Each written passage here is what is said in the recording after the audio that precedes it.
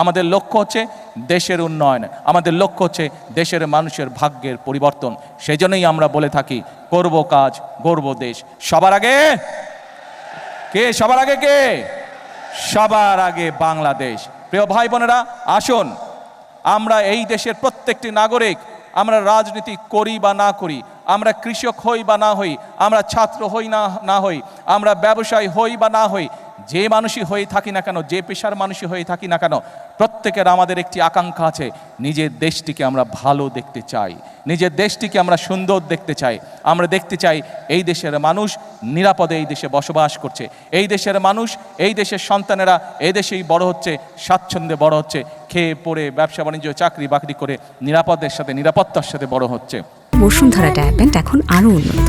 এই hot air throw top sheet দ্রুত শোষণ করে সোনামণিকে দেয় কোমল অনুভূতি। আমাদের লক্ষ্য সেটাই, আমরা সেই লক্ষ্য অর্জন করতে চাই, কিন্তু সেই লক্ষ্য অর্জন করা সম্ভব একমাত্র যদি জনগণের সহযোগিতা থাকে, একমাত্র যদি জনগণের সমর্থন থাকে।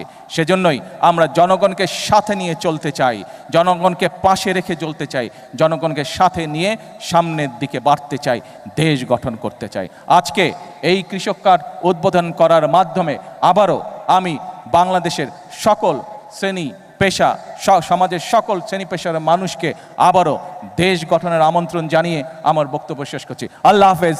বাংলাদেশ জিন্দাবাদ।